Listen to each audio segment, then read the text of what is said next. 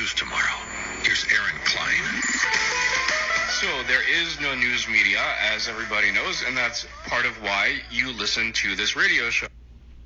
Given that it's one of the only opportunities that you really have to get real news, given that there's almost no real news media out there other than this show and a few others, Breitbart, a few excellent websites, Drudge links to a lot of them, and some people on Fox News, and that's about it.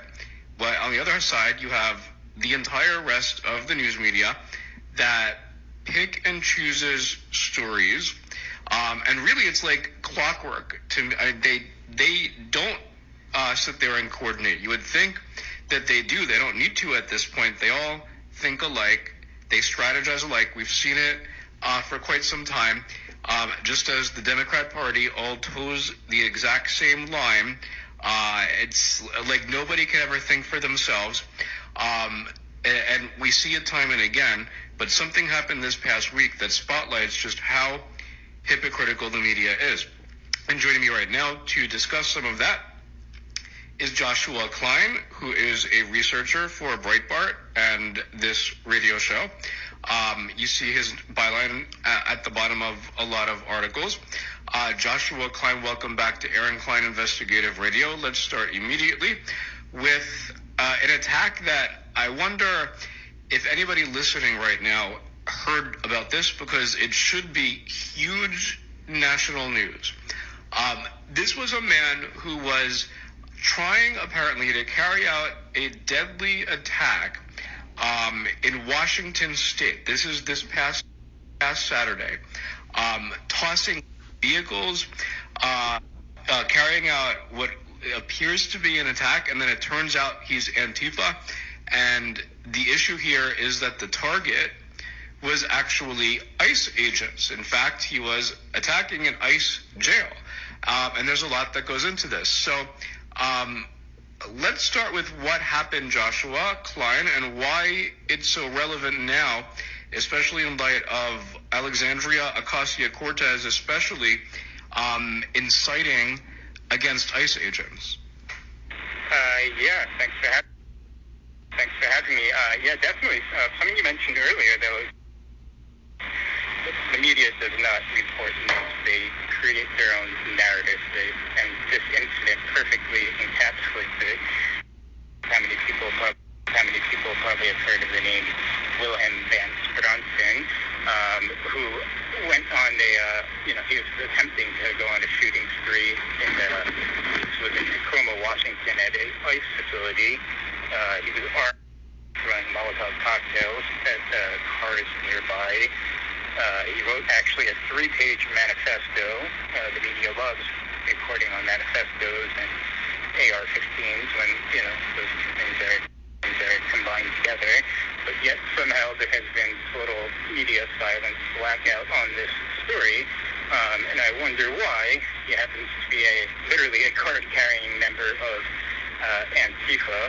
And he actually wrote in his manifesto, he kept using the terms he was using. I'm doing this because liberate these concentration camps that they talked about his previous experience. I guess he's about 79 years old, so he grew up in France, different places in Europe, and he said, stand by and see such things happen again. I have to take action. And he actually even talks about his AR-15. Literally, to quote, he says, describes the semi-automatic weapon used in the attack as a cheap, home-built, unregistered Ghost AR-15 with 6 magazines, literally unregistered. So this is what the media loves reporting on unregistered AR-15s, Ghost, which probably means he got the gun illegally. But we obviously don't even know the answers to all this because the media has done zero investigation and they put a total blackout on this story. So that's one aspect of it, just to expose the media for, and not that you need to even do this anymore, but to really emphasize that there is no media except the very few that you mentioned earlier in your monologue. And then secondly, and most importantly, we're talking about rhetoric here, and this rhetoric originated with, of course, our famous AOC, who was using the term blatantly concentration camps, challenge on it, should not back down on this issue.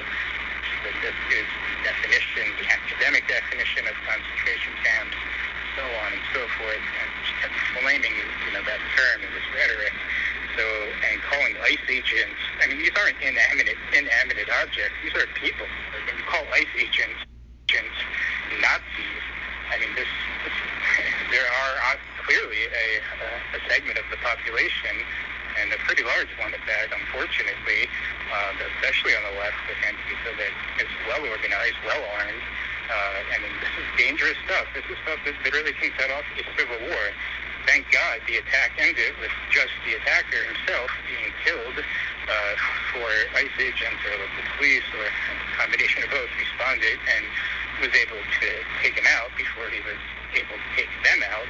But this was an incident that potentially, I mean, he went in there with, with the mindset of he was going to die. He actually wrote, it's going to be a suicide mission. This is stuff that you hear about, unfortunately, in the Middle East. I mean, jihadist activity.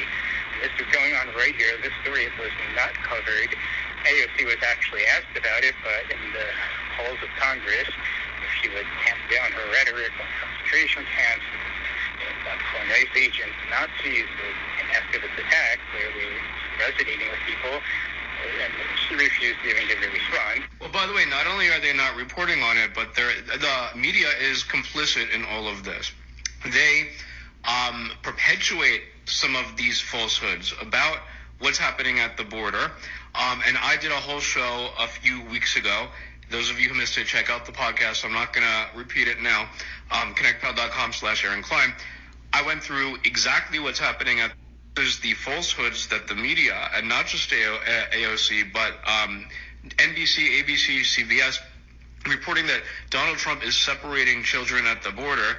It's not at all what is happening. There's a lot more to the story. And then, of course, you go back to the years of Barack Obama himself personally inciting against the police, and then you had deadly attacks against the police. And then on the other hand, you have Donald Trump repeatedly accused of being an anti-Semite when he's the furthest thing from it. He's the best thing that ever happened to the Jewish state. You have AOC and others espousing anti-Semitism, Democrat Party agreeing with them. Donald Trump accused of white nationalism. He's done zero to actually fit that accusation. The opposite. He's condemned it a million times. Meanwhile, the media, AOC and others, are inciting Antifa, which should be classified within the United States as a terrorist organization.